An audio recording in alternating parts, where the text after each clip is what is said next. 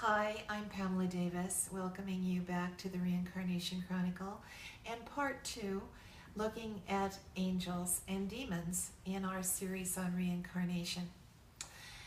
And I should probably clarify too, why are we talking about angels and demons with regard to reincarnation?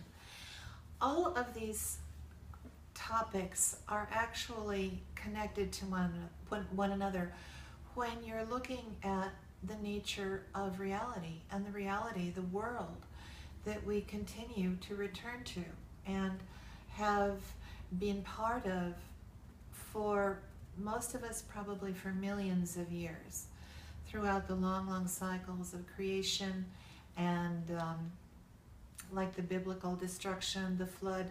As I mentioned some time ago, there have been many episodes, many cycles of creation involving planet Earth, and most of us have been involved in those cycles. And to understand the cycles, we need to understand the ruling principles guiding them.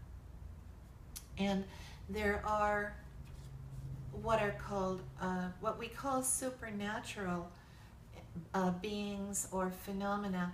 Supernatural is really such a misleading word, because supernatural basically means something that is out of the norm, beyond natural, and that just means that we don't understand it.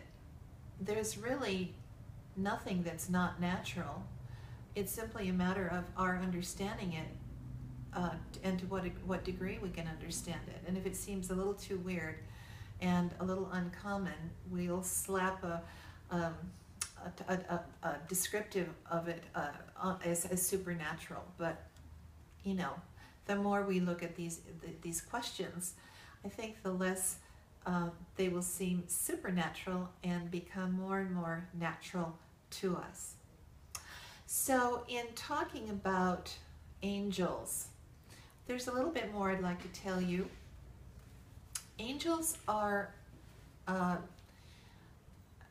they have been witnessed by so many people around the world. I just brought to mind a case that was reported a number of years ago.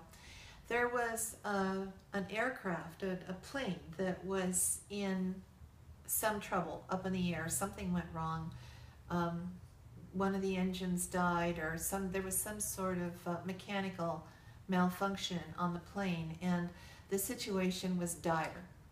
And it was dark, it was stormy, and the pilots were very afraid that they weren't going to make it to safety. The aircraft was really in trouble. And they didn't know what to do. They were far from any place where they could have safely landed.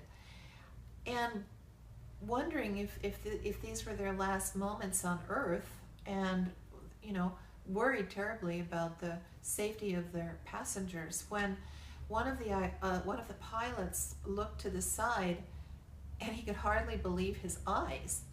Out at the tip of one of the wings, there was a being flying, a winged being of light flying. And as soon as the pilot noticed this extraordinary apparition, which was of course an angel, the angel turned its head toward him and smiled. It's a very reassuring smile. And the pilot said, do you see this? And the other pilot then looked and said, oh, yes. The other pilot saw it, and then they looked on the other side, to the other direction, and there was another one at the edge of the other wing of the plane. And these angels were with the plane until it actually got to a place where they could safely come down and land, and everybody was basically okay. So this is not by any means an isolated incident. Things like this happen and have happened over the centuries on a regular basis. Especially here in the West, we have such a materialistic orientation. Pilots are frequently, for example, forbidden to talk about anything unusual in their sightings as they're flying. This is why we don't hear much about sightings of UFOs, because Pilots, of course, are highly trained, and you know, pilots who are prone to hallucinations wouldn't have much of a career as pilots. So, but they are, as soon as they report anything unusual, out of the norm, they're told that they must not say anything about it. So, so angels are they're saviors, they're rescuers. They are also intercessors. That means that they can intercede. They can intercede in all kinds of situations. And the important thing is to realize that they are available to you. Angels, however, are under a restriction. They cannot interfere with your karma without being, they can't just step in and do something, even though they can see that it really needs to be done. Most of the time, they cannot interfere unless you ask. If you want help from your angels and your guardian angels, you have to develop, you have to open a path of communication, and you have to try to speak with them in whatever way you can, through meditation or prayer. And even if you're not sure that you're in a two-way conversation, at least you can state specific requests and ask them to help you with matters that where you feel that you need that kind of help. And if you're clear about what you need, you give them something to work with, and they can go to work on your behalf. You remember that angels are also heralds. There's the famous story in the New Testament about the Annunciation. The angel Gabriel came to Mary and let her know that she was going to be the mother of an extraordinary child, the Christ. And then when he was born, we have the story of the sky filled with angels announcing the birth of Jesus to the shepherds who were guiding or guarding their flocks by night. Beautiful, beautiful, beautiful story there. And angels are frequently witnessed by the dying. When people are not abruptly,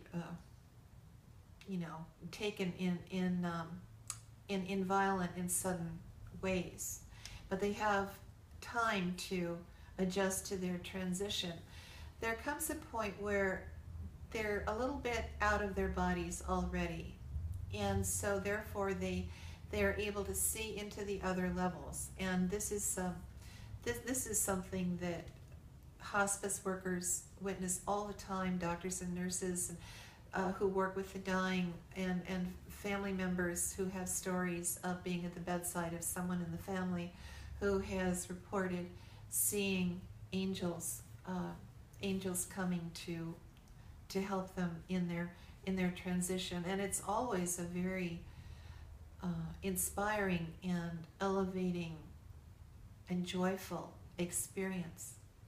Reassuring too, not only for those who are transitioning, but the people who witness it around them. It's very comforting to know that your loved one isn't going off into some mysterious void all alone and without guidance or comfort.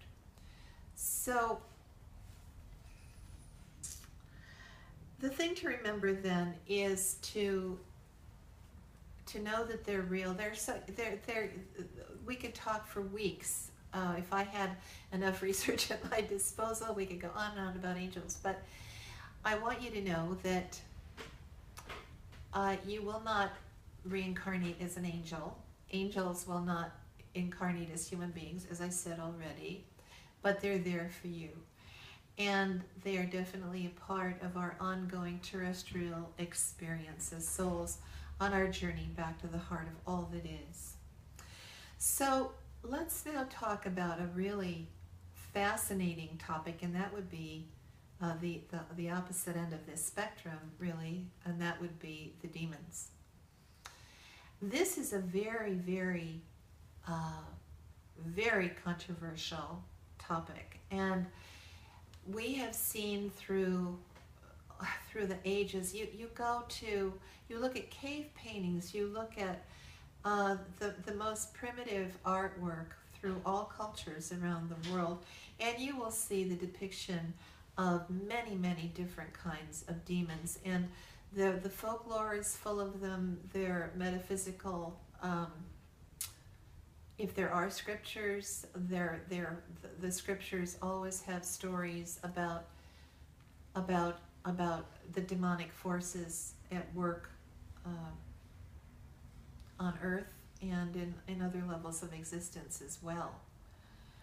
So it's not reasonable to take the position that is espoused by many scholars and scientists and other people with a rather materialistic orientation, that demons are just an expression of people's fears or their superstitions, or they've invented demons to blame for their misfortunes, and that all of these depictions all around the world for thousands and thousands of years, and all of the legends and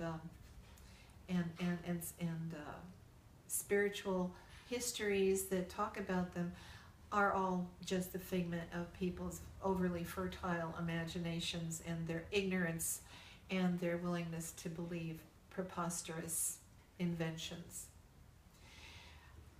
If you look at the resemblances between demons as they're depicted throughout the world, and in art, especially carvings and paintings, you'll see a tremendous resemblance.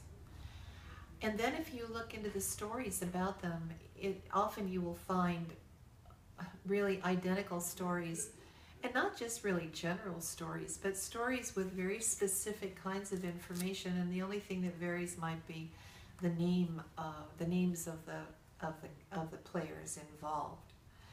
So the existence of demons, in my view, is just as uncontestable as the existence of the angels. And as we get into part 3 on angels and demons, we're going to look more into the stories of demons, and then one of my favorite topics is some of the new research being done on the question of Satan or Lucifer. Who is he really? So catch you at the next segment.